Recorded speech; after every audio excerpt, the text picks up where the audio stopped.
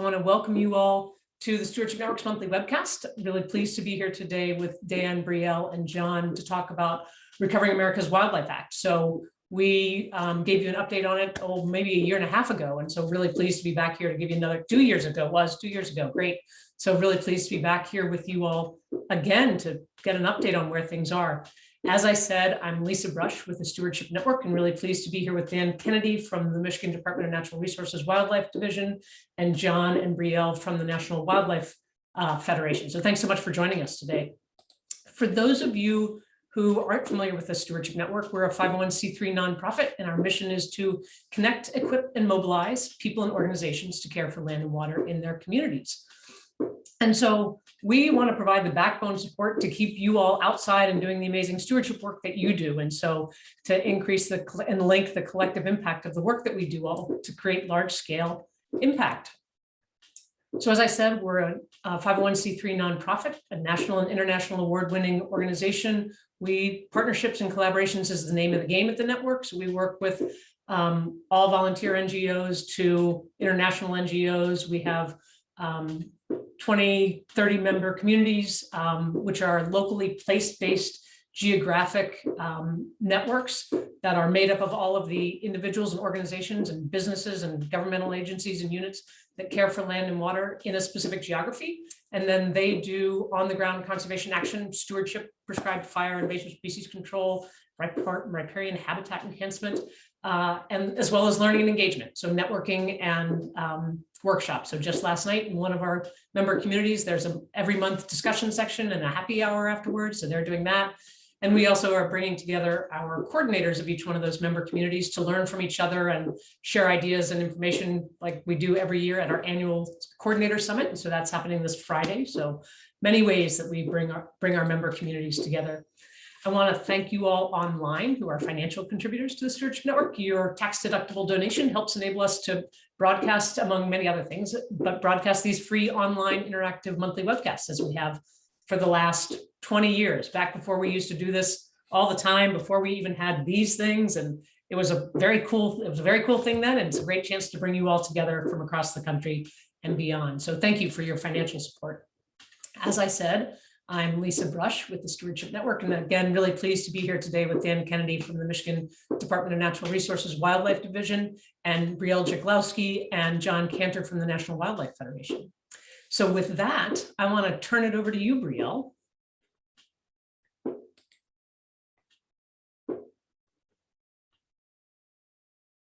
And as Brielle, as you're getting started, let me also encourage people to make liberal use of the chat box. Ask your questions, drop them in the chat or the Q&A, and we want to be sure to have this as interactive as we can. So thanks so much. Great, thank you, Lisa. Great to see everybody today to talk about Recovering America's Wildlife Act. This is a major legislative priority for National Wildlife Federation, and Recovering America's Wildlife Act is a proactive conservation solution to prevent wildlife from becoming endangered, and it applies to all the states.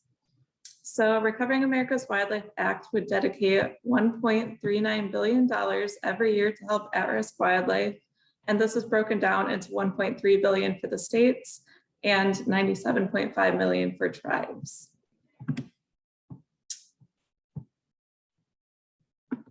Now, some of our most at-risk wildlife are also some very well-known and well-loved species like the monarch butterfly here. They've faced great declines, a 90% overall decline in the past 2 decades, and they're disappearing especially quickly out west. Another recent report revealed that 2.9 billion birds have been lost since 1970, and these include important grassland species like the eastern meadowlarks.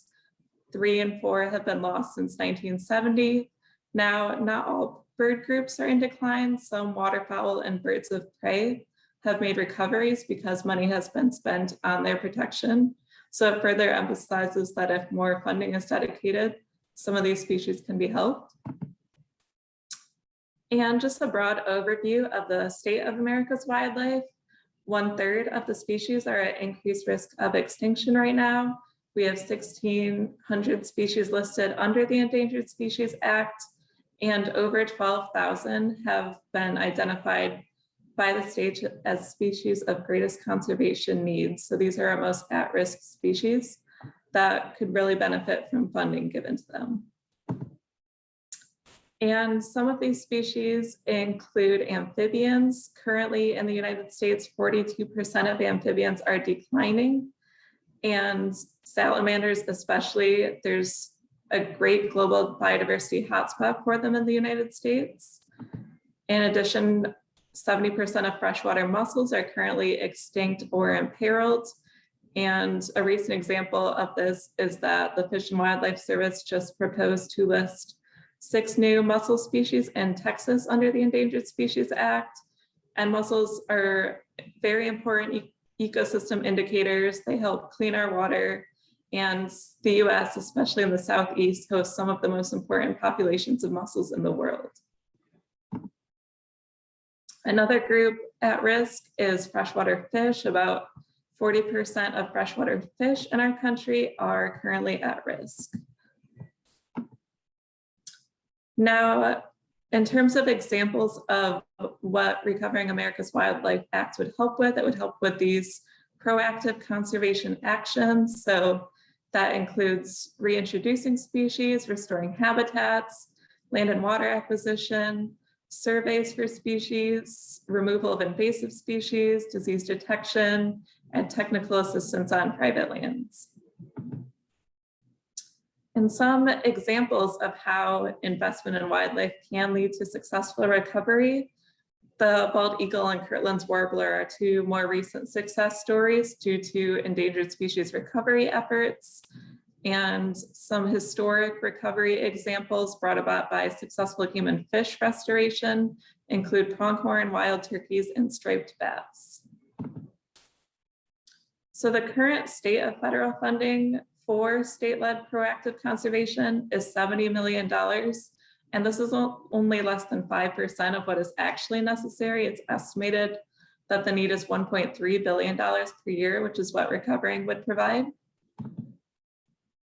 And just more about how state funding currently works, it's very piecemeal. Wildlife funding can come from vanity license plates, income tax checkoff, donations, lottery dollars, and only 6 states have a dedicated sales tax to help this. So there's no consistent funding mechanism, and even some of this money that is collected usually isn't always available for our at-risk species. And in determining what these at-risk species are, in 2000, Congress mandated that the wildlife agencies of all the states develop state wildlife action plans. And within these plans, they've identified priority species and habitats, as well as the actions needed to sustain them. So out of all of the states' wildlife action plans that have been developed, there are currently over 12,000 species of greatest conservation need identified. And many species at risk, including some that have been listed as endangered or threatened, have benefited from captive breeding programs and then are then released back into the wild. So a few examples of these are the Kanter blue butterfly, California condor, Arctic grayling.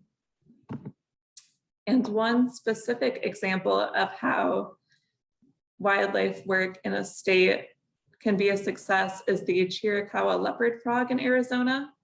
So they took on the proactive conservation effort to translocate tens of thousands of frogs, tadpoles, and egg masses to nearly 150 sites across the states. They also eliminated invasive bullfrogs from hundreds of miles, which had contributed to Chiricahua leopard frog decline, in addition to habitat loss and disease. But since they undertook these efforts, they've seen a 400% increase in site detections. And with that, I will pass it over to Dan. Thanks, Brielle. That was a great introduction. Appreciate it. And so I'm going to provide an overview today of what Recovering America's Wildlife Act is, some pieces that are in the parts that are in the legislation, and some examples of how we might implement Recovering America's Wildlife Act in Michigan. So Recovering America's Wildlife Act was introduced in the House this April by Miss Dingle and Mr. Fortenberry, which they're standing next to the sign in the picture you can see. They introduced that in April of this year. So it's been in Congress, a few Congresses before, but as probably most of you know, you got to reintroduce the bill with a new Congress. This is something that's really exciting is the bill was also introduced in the Senate by Mr. Heinrich from New Mexico and Mr. Blunt from Missouri. And that has seen a lot of action over the last couple of weeks. And there are now 28 co-sponsors in the Senate. So that's been really exciting for the folks working on Recovering America's Wildlife Act. And I'm not going to get into like the minutia of the bill, but if there's some of you out there that would like to see some detailed information on Recovering America's Wildlife Act, the bill numbers are, for the House bill, it's HR 2773. That's HR 2773. And for the Senate bill, it's S 2372. 2372, and you can just Google that, and if you go to congress.gov, you can get all the detailed information, update on who in your state is co-sponsoring and stuff like that. So what the next slide is about this huge increase in funding that Recovering America's Wildlife Act would bring to the states. It's almost a 200% increase in funding for our non-game species, those species of greatest conservation need. And you can see for Michigan, we currently get $1.3 million in state wildlife grant funding to implement our wildlife action plan. And that would be bumped up to $27 million a year, which is tremendous and would be a huge success. One thing I'd like to add in on this slide is there's also a 25% match. So the state and our conservation partners would have to come up with an additional $9 million to match that federal funds, which brings the total conservation dollar amount to just under $36 million for the conservation of species of greatest conservation need in Michigan. Next slide, please, Brielle. And so there's a bunch of language in the bill that talks about what the state fish and wildlife agencies must do. And a few highlights are, one of them is to recover and manage species of greatest conservation need and the key habitats and plant community types essential to the conservation of those species. As Brielle mentioned before, each state has a wildlife action plan and also has a list of what those species of greatest conservation need is. And the second shall be used for is that develop, revise, and implement a wildlife conservation strategy, which all of the states already have and is our wildlife action plan. But I like that it says revise and that it'll be an iterative document that we can update based on the best available technology, knowledge, what we learn from funding different research and survey projects. And lastly, there's a big focus in Recovering America's Wildlife Act on assisting the recovery of state and federally listed species. Next slide, please. So the bill goes through and has several different funding provisions. Some of the key ones is that each state must spend at least 15% of this funding to recover state and federally listed species. So it says endangered species on the slide, but it also includes threatened species, candidate species, and those proposed for listing. So that's a huge amount, a huge influx of funding to help delist or downlist currently listed species. There's also a provision where states or regionally we can apply for grants. So there'll be 10% of the funding taken off the top that then will be a competitive grant process to promote innovation and new ways to think about how do we recover these listed species or species of greatest conservation need. One of my favorite provisions in the whole document is there's going to be a state can fund up to 15% of their Recovering America's Wildlife Act funds can be spent on wildlife associated recreation and education. something that, in my opinion, has been underfunded over the years. And I'm really excited to start to think about how we can promote additional wildlife-based recreation and education across the country. And as I mentioned before, there's a 25% match requirement in this grant. Next slide, please, Brielle. And so a new provision that I wanted to highlight as its own slide, as evidenced by the picture of the Eastern Prairie Fringed Orchid, is that there are states that include plants in their wildlife action plan. So originally, state wildlife action plan only included animals, but now there's a provision to say if you add plants to your wildlife action plan, you'll get an additional 5% funding. And so in Michigan, we plan on adding plants to our wildlife action plan, and that would bring us about an additional $1 million a year in federal funds. Next slide, please. So some examples of how we could potentially implement or use Recovering America's Wildlife Act dollars in Michigan would be Kirtland's warbler. The Kirtland's warbler was delisted 2 years ago, actually almost 2 years ago to the date. I think it was the October 8th of 2019, and the population still is hovering right around 2,000 birds a year. 4,000 birds, 2,000 singing males a year. And we would like to make sure that, since this is a conservation reliant species, that we continue to manage their habitat. We can also expand into some of the jack barrens that are associated with the jack pine ecosystem to include additional species of greatest conservation need. And then one key component is in the Kirtland's warbler conservation plan is to ensure that we keep monitoring the population in case it does start to trend downward. Then we can do some additional investigation to see, are we missing something? What's going on? Why is the population declining? Next slide, please.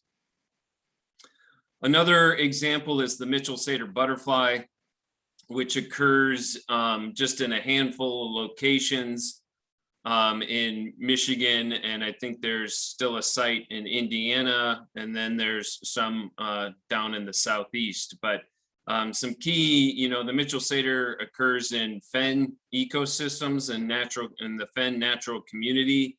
And the primary driver of that natural community is the hydrology. So we'd want to look at how can we protect the hydrology of these unique ecosystems. And if the hydrology is altered or it's in a highly altered system due to human encroachment, then there's usually a lot of invasive species within these systems as well. And then, as Brielle had identified, several captive propagation programs. This has been initiated for the Mitchell Satyr butterfly as well. Next slide, please.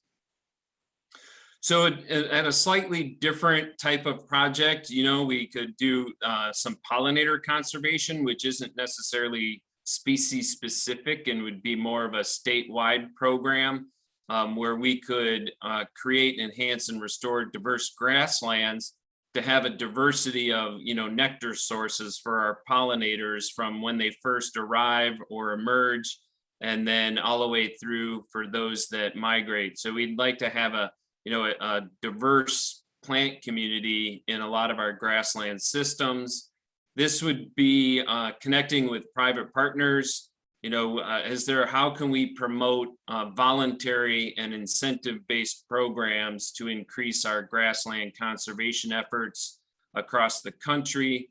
And so that key word there for our key words for our private landowners is voluntary and incentive-based. So we'll need a little more investigation on how to do this. We've done this at the Michigan DNR in the past. So we have experience of reaching out to private landowners, partnering through farm bill programs, a variety of other ways to do that. But we're looking into how can we deliver conservation for those species of greatest conservation need that are pollinators. Next slide, please. So I mentioned the up to 15% for recreation and education, and some of the things we're looking at for recreation, is, could we have bird watching and photo blinds?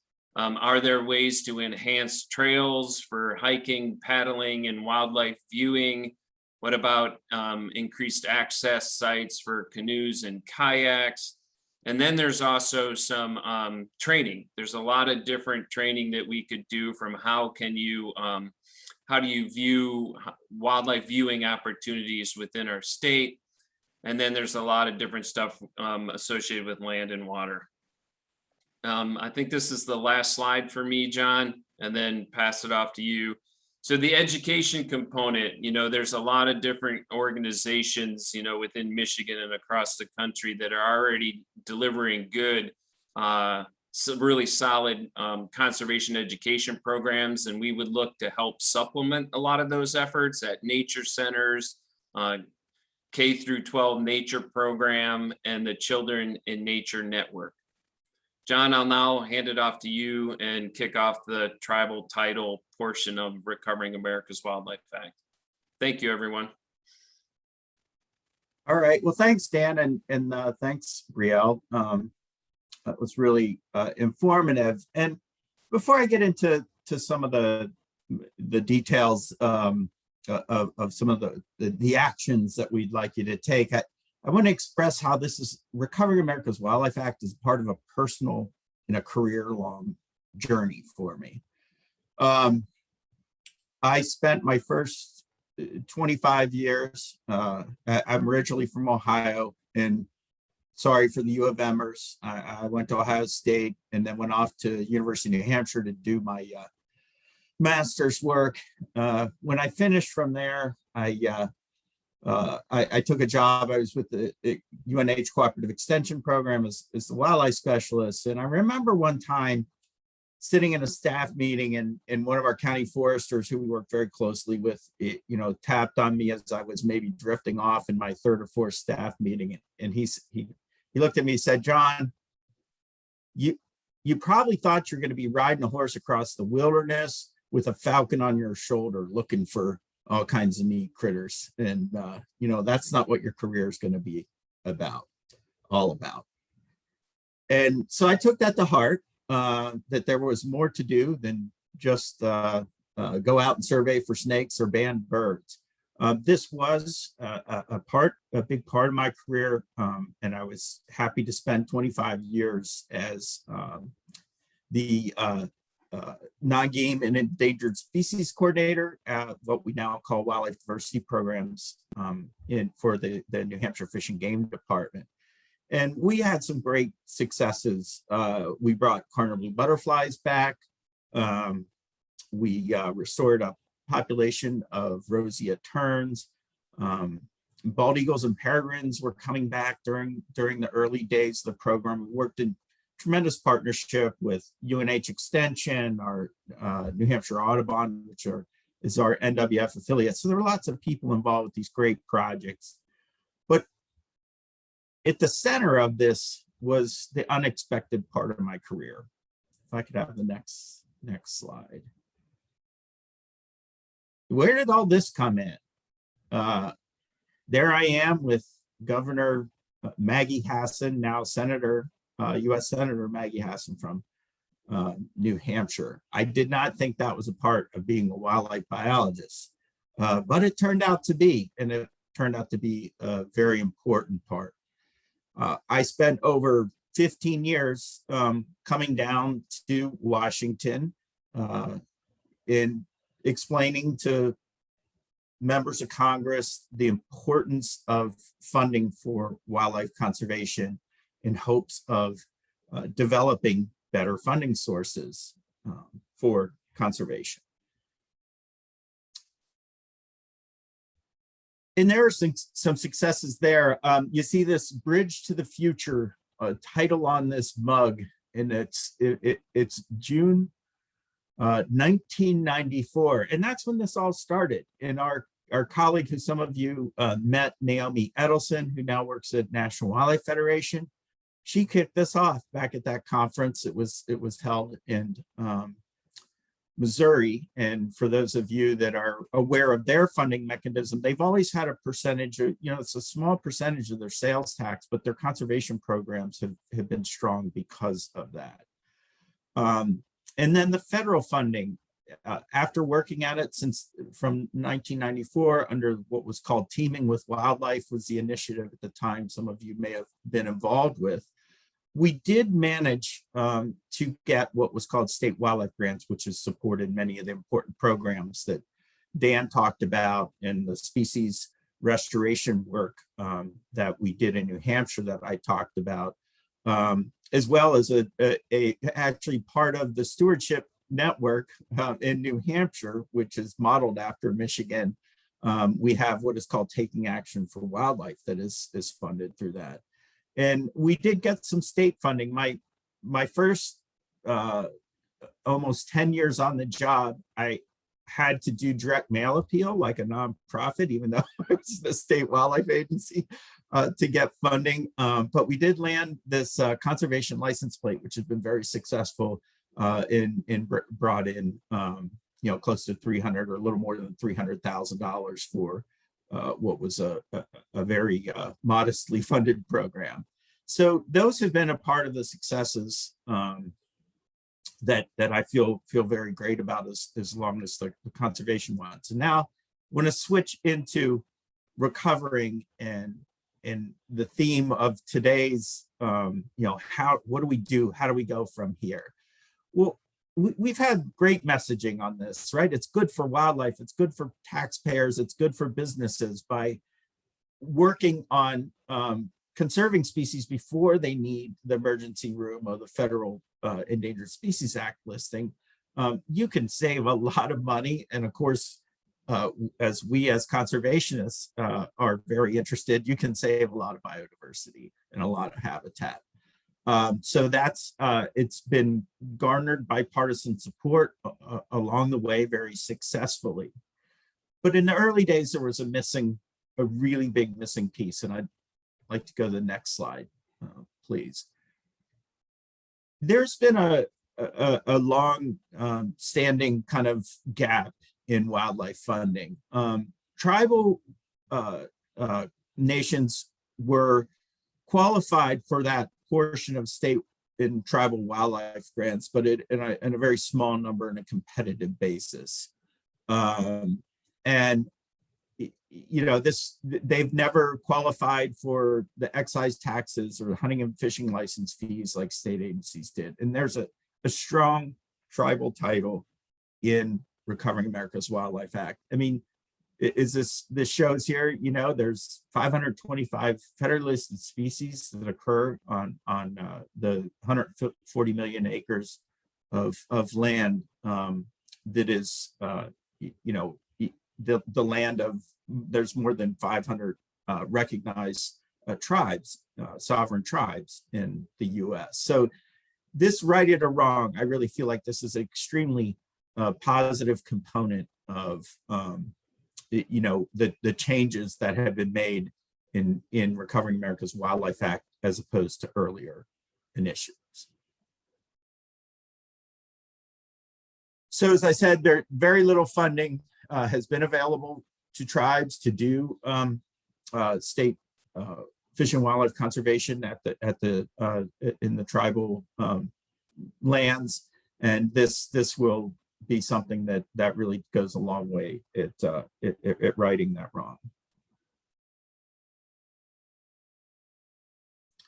I had the honor to join some of the tribal wildlife biologists on the left-hand side is Gloria Tom. She is the Fish and Wildlife Director for the Navajo Nation.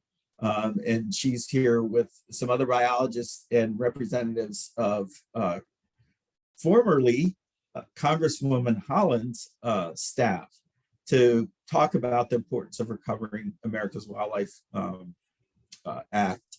And I say that, of course, formally because Deb Haaland is now the Secretary of the Interior, and so we've got good good leadership in high places that are familiar in supportive of Recovering America's Wildlife Act. Well, you probably all know kind of the basics of running a campaign, and in this one, elevating the wildlife crisis, providing the kind of information that Brielle shared with you, and we have lots of other information on our website that we'll share with you later. We got to get that message across. We have a climate crisis and a biodiversity crisis, which are really inextricably linked to one another, and we need to keep that message out there. Securing passage of this bill is very important, and I want to emphasize this, that we are really doing well, and I'm gonna demonstrate what's going on in Congress, but we were here before. We passed a bill that was going to include land and water conservation fund, which finally got its due funding last year. It was going to include some cultural and historic resources, and it was going to include a wildlife title, which was at that time going to bring substantially new dollars to state-based wildlife conservation. And it passed out of the House with a supermajority, out of the Environment and Public Works Committee in the Senate in a 12-4 vote. And it never got to the floor. And there were negotiations on both sides from folks that didn't want to see it go, and it unraveled. And I feel like we're approaching that point right now. We did get state wildlife grants during that unraveling, but I've just put that as a note of caution. It's time to really put the pedal to the floor here. And you are all conservation movement builders, and that's something that is continuing now and will continue after passage of Recovering America's Wildlife Act. So get the message out there about the wildlife crisis. There's information about what's going on with our wildlife populations, like the bird declines. And make sure that we're thinking about the magnitude of the solution meeting the magnitude of the problem. I've heard folks gasp at the 1 billion for wildlife figure. And I gotta say, I think it was 2019, and the USA revenue to McDonald's was like 7.66 billion. And I think we can contribute 1 billion for our wildlife if we're contributing that much for our delicious fries, shakes, and Big Macs. So 1 billion is, I think, going to meet the magnitude of the problems we face. And it's next slide, please. And as an example of that, I mean, this is just one project that I was involved with in New Hampshire, mostly as a bystander. It's a project that was funded a lot by the Aquatic Resource Mitigation Program that my wife runs in the state. It connected an estuary back to some fresh water. It's a culvert replacement. It is allowing eels to pass once again from the salt water to the fresh water to reproduce. It's something that was necessary. The road was constantly flooding in the new age of climate because of the flooding tides. There were just all kinds of good benefits from this project, but these are $500,000 million projects each.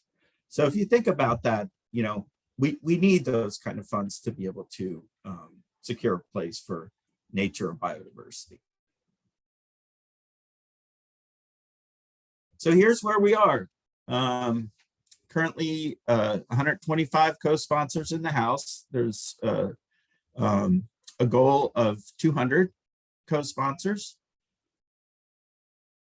In the Senate, we are up to 28 co-sponsors. Now that is just been rolling along in the past couple of weeks, adding, Republicans and Democrats. So there's the momentum is really, really cranking up for this. And you as folks that are building and have built a conservation movement, I think are really key into getting the message out and helping to move this over the finish line. National Wildlife Federation, I think, is kind of, one of its basic, it's identified, here in Washington and nationally as an inclusive coalition kind of building organization.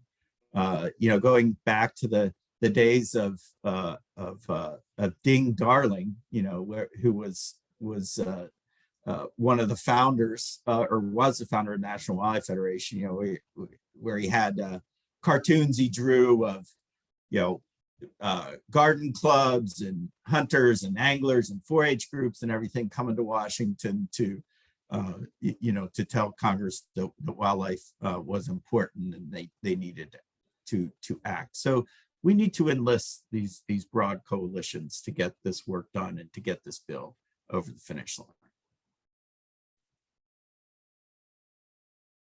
So anglers are in there, and hunters and anglers been supporting wildlife through the excise taxes and the hunting and fishing licenses. Birders are a big part of this movement in the conservation community. Organizations like National Audubon are involved. Much more in the gardening space now. I think somebody mentioned the Master Naturalist program. Of course, there's the Master Gardener program. And this ability to be able to engage folks in the planting and native plants and that benefit wildlife and benefit them by engaging them in conservation is something that we really like to see. So what can you do to help? Contact members of Congress, your own member, your colleagues, have them get in on this, your family, your friends. Next slide. Here's Naomi, our leader. She started out working on wading birds in Florida and then went on to spend her career in Washington working on this funding with her Congressman Jamie Raskins, and is a wildlife biologist by training. She's now a superb lobbyist who's not averse to meeting with a member of Congress, and you all can too. So here's the Michigan kind of count. You have the champion. Mrs. Dingell is, it's just been so behind this as a co-sponsor and a leader. So always thank Congresswoman Dingell for her efforts. Here are the yays so far. Here are the ones who haven't co-sponsored yet. Give them a call, write them an email, let them know that you want them to co-sponsor Recovering America's Wildlife Act. And there's a national sign-on letter that is accessed through National Wildlife Federation's website that you can get on if you're part of an organization that's not already signed on. And again, the folks that have signed on, the TNCs, the Audubons, Bass Pro Shops, Johnny Morse, the founder of Bass Pros, has been a big advocate for this for many, many years. The Natural Areas Association. Recently, we had Society of Conservation Biology sign on is another professional society that is with us on this. So in addition to that, there's social media. I did get a Twitter account, but I'm not very good at this. But for those of you that are, share the information about Recovering on Twitter, on Facebook, on Instagram, or I don't know, maybe even want to do your own TikTok on it now, and help us get the word and get this over the finish line. And thank you for your time and attention. John, thanks a lot. So a couple of different questions, and Brielle and Dan as well. Thank you so much. A couple different things. One of the things that we did 2 years ago when this was happening is we shared a slide about this that people could insert into presentations that they did about this. So if they were just doing a presentation, they could tack on to the end of it, hey, here's Recovering America's Wildlife Act. And might we do that again is one question. Another is folks tuning in from other states other than Michigan. Where can you find out if who's sponsored and who's not?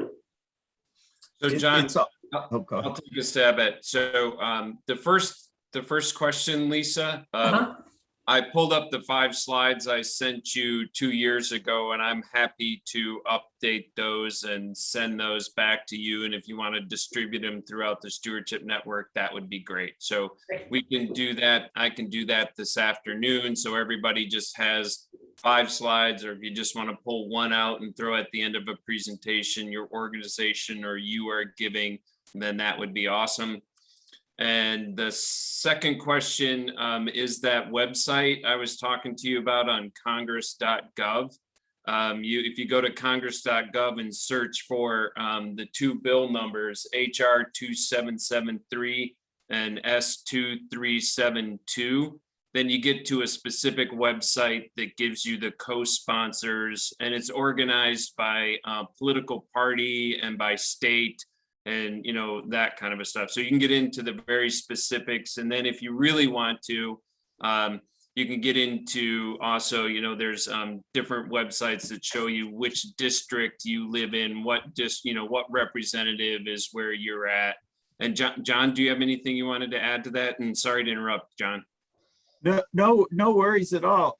Yeah, just the easiest way, Recovering America's Wildlife, Google Recovering America's Wildlife Act, National Wildlife Federation, it'll take you right to the link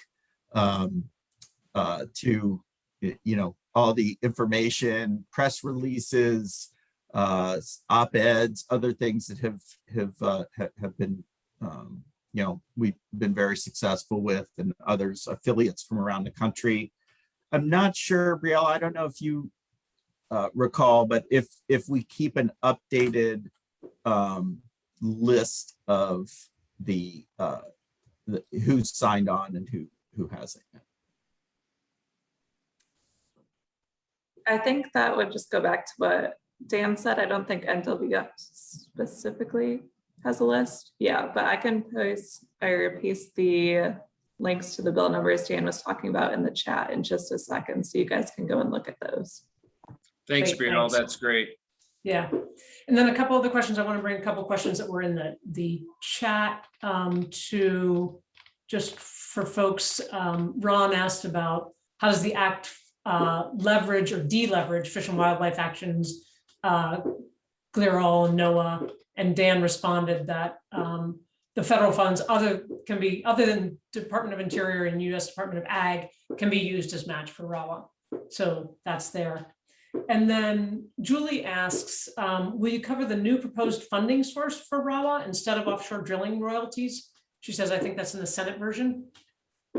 Yeah, I pulled that out so I can read exactly what it says. I don't fully understand this fund, so I'd have to do a little more investigation, but we do have a fact sheet that we could distribute and share that was developed by NWF and the other partners working on this in DC.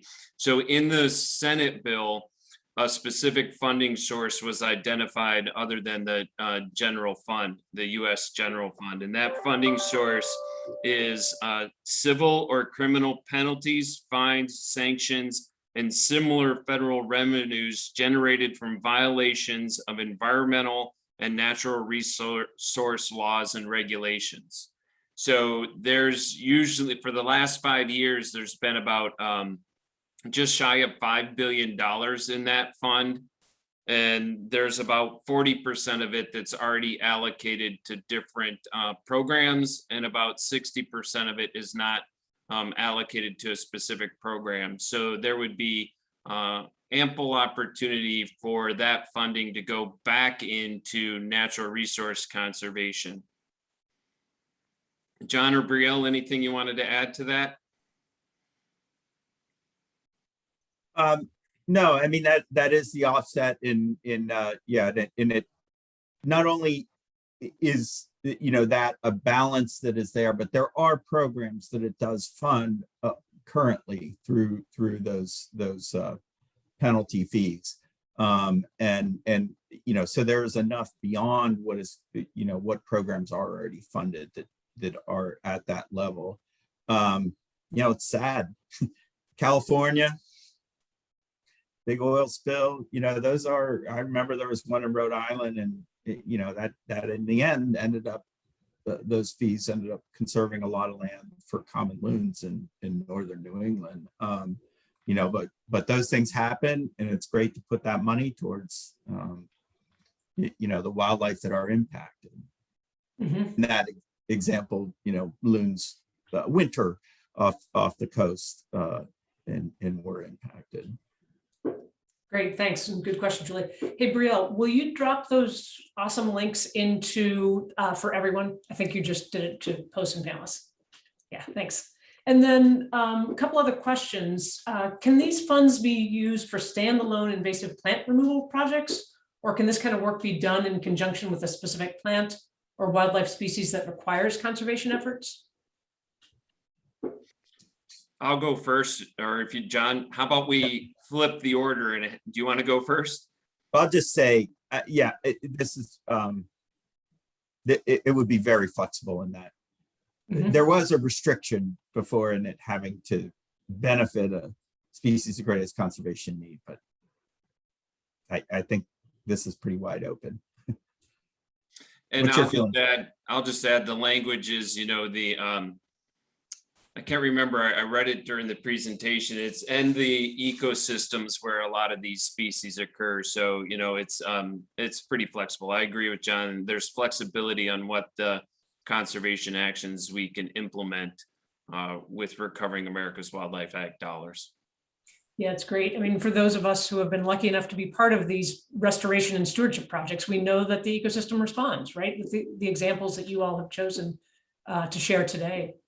Another question, what do you think about how do we prepare for an abundance of money that we have not had at our, is there a capacity part of this as well that you all are kind of planning for?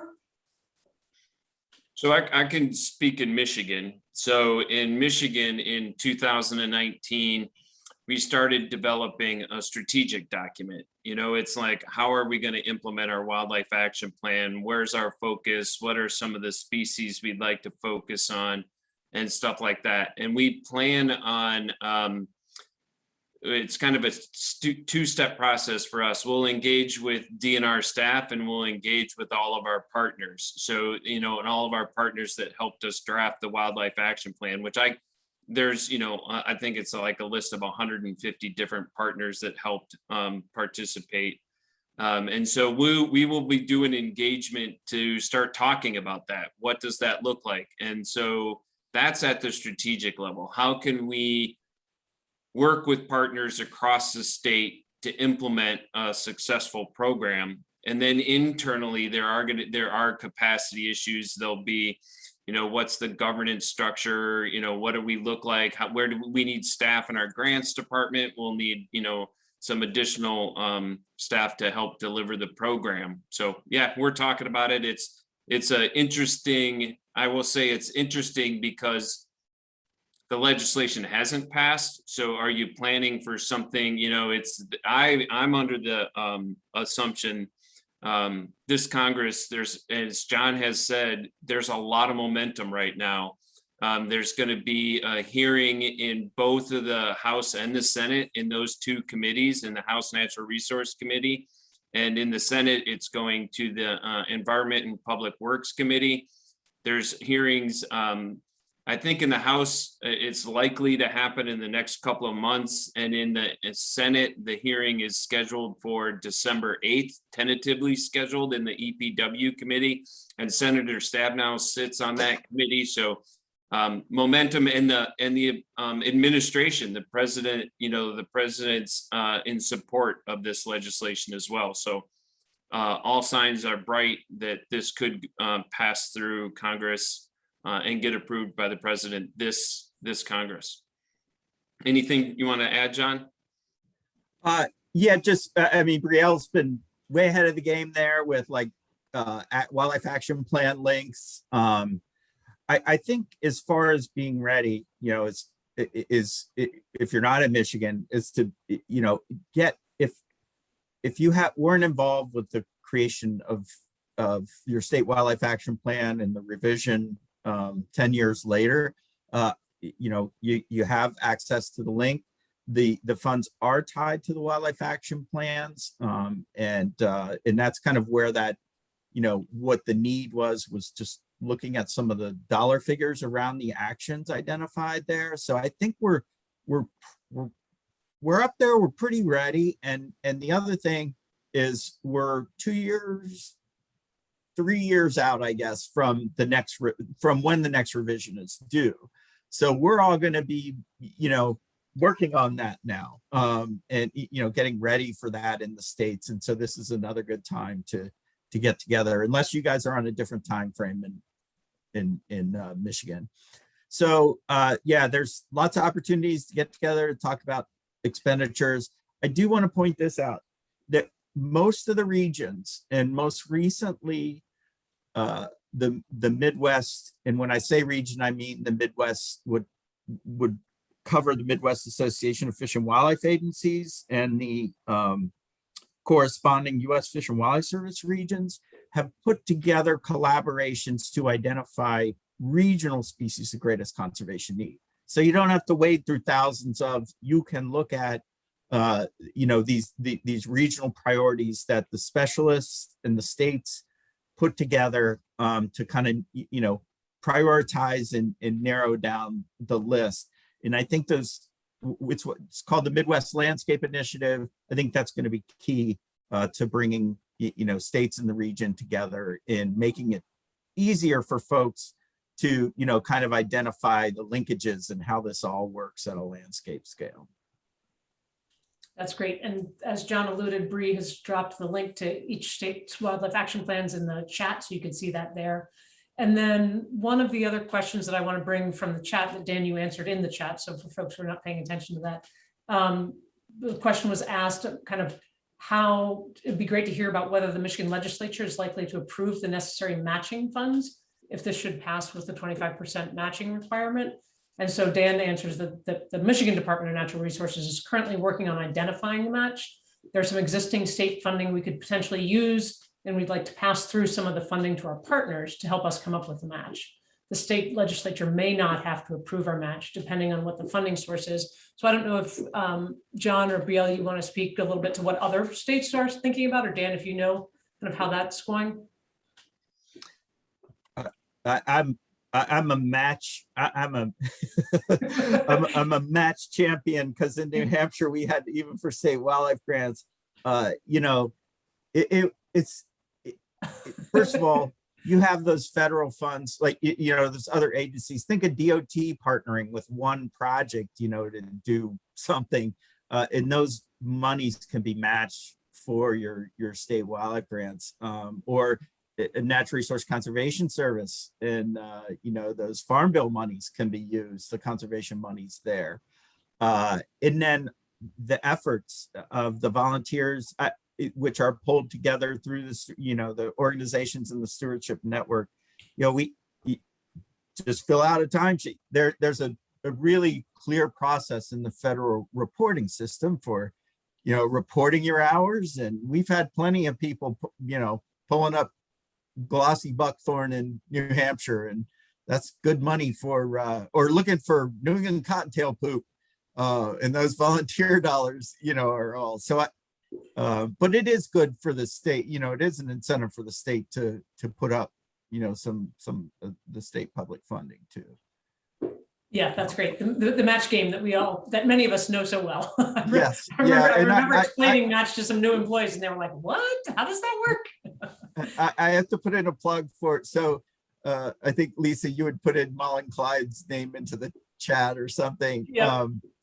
One of our, you know, I think neatest partnerships in New Hampshire is between Cooperative Extension and the State Fishing Game Department, and the stewardship network that Mullen has pulled together.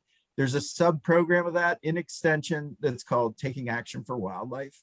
Mhm. And it is good stuff. I would recommend taking a look at you just need to put Taking Action for Wildlife in Google, and it'll take you to the Extension program. Great. Awesome. Another question is, John, you mentioned that states, in another 3 years are going to be updating their wildlife action plans. And Dan, you mentioned including plants in the wildlife action plan. How are states doing that? What does that look like? So John might be able to answer this more accurately than I, but so there is a process that is approved through, the Fish and Wildlife Service. So we just need to add our plants, make sure it follows. I think there's 8 elements that we need to make sure it follows in the Wildlife Action Plan. I think it's a simple lift. Michigan, our Wildlife Action Plan coordinator, has been absent for about 2 years now, and I think we're just in the process of finalizing hiring a new person. So one of the first tasks that new person will have is what we did for the animal species is we just took the state listed animals and called them our species of greatest conservation need. So those that were listed as state threatened and endangered, and we'll probably do the same for plants. There's about, I think they're on the current list, there's 259 plants that are state listed. So we'll just add those as our plants that are considered species of greatest conservation need. I think it's a low lift, Lisa. I don't think it's a big lift. I think it's a minor administrative procedure. Great, that's what I was thinking. Well, one final thought, just share any final thoughts. I want to wrap up, give people as we zoom right up to the top of the hours, maybe give people 60 seconds before if they have something at the top of the hour. But I want to thank Dan, John, and Brielle. Thank you so much for being with us. Want to encourage you all, we're back on the second Wednesdays of each and every month during the Eastern time zones, noon hour. I want to also, we are beginning to put together our Stewardship Network virtual conference in January of 2022. And so I just dropped into the chat a link that'll take you to the list of speakers for our 15th year. We are celebrating by bringing back keynotes from past years. And so a chance to, since we're virtually, we figured we'd celebrate that way. So again, I want to thank you all online who've been joining us for the last hour. Great to be with you and really great to get an update on this. So any final thoughts? I have one quick one. Brielle has done a terrific job in the Conservation Science Fellowship for National Wildlife Federation. This is her only week. She's been working from Grand Rapids, where her hometown. Her fellowship's coming up to an end here, and she's coming back to Grand Rapids. So you Michigan conservationists, you have a great conservationist here, and she's coming back to the state of Michigan after her week visit here. Awesome, so, Brielle, congrats on your fellowship, and you should check out our West Michigan member community and tune in with people there. Thank you, will do. Yeah, great. All right, well, thank you all so much. I appreciate you being with us. Thanks for the work that you're doing for this too. Really an exciting, once in a generation opportunity, right? Thank Thanks. you, Lisa. Yep, and Rob, thanks for all of your behind the scenes work. Really appreciate it. And we'll be with you all again in November to talk about lessons in restoration. Thank you. Thanks everyone for tuning in. Thank you.